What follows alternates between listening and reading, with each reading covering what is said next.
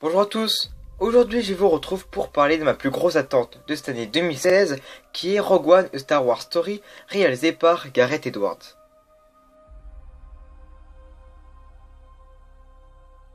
Situé entre l'épisode 3 et l'épisode 4, le film raconte l'histoire d'un escadron rebelle qui dérobait les plans de l'étoile de la mort à l'Empire.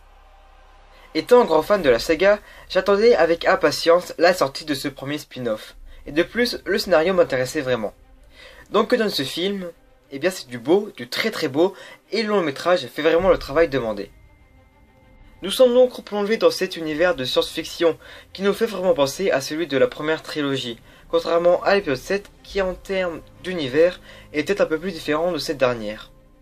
Même si le scénario, qui était très bon, était déjà tout dévoilé, on savait comment le film allait finir, mais le long métrage nous réservait encore des surprises, et je dirais même de très bonnes surprises. Accompagné d'une excellente réalisation qui change de l'épisode 7 et qui est très propre, puis de très beaux effets spéciaux qui nous font saliver du début jusqu'à la fin. Mais pour accompagner les effets spéciaux, il y a aussi des scènes d'action excellentes, mais qui sont malheureusement vues et revues dans les précédents films.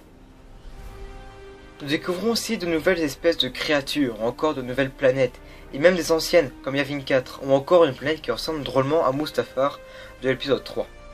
Mais aussi des nouveaux soldats de l'Empire, les Death Troopers, qui sont aux ordres de Krennic, le nouveau méchant qui est une pâle copie de Grand Moff Tarkin de l'épisode 4 et en moins bien, et qui cherche une seule chose, devenir le maître de l'Empire. Et même si le personnage reste basique, il n'est pas mauvais. Sans oublier l'OST du film bien sûr, qui est vraiment marquante et qui reprend d'anciens thèmes modifiés, mais qui sont toujours aussi bons. Avec bien sûr un excellent casting composé de Felicity Jones, qui est parfaite dans son rôle, mais aussi Diego Luna, Forest Whitaker que j'aime beaucoup, Mads Mikkelsen et j'en passe.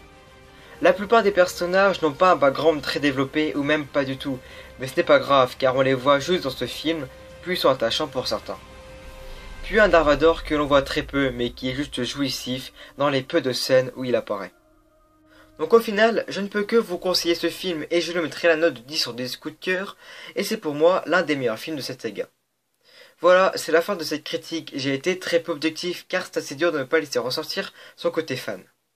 Donc, si tu as vu ce film, n'hésite pas à me dire ce que tu en as pensé dans les commentaires, et sur ce, je vous dis à la prochaine. Bye tout le monde.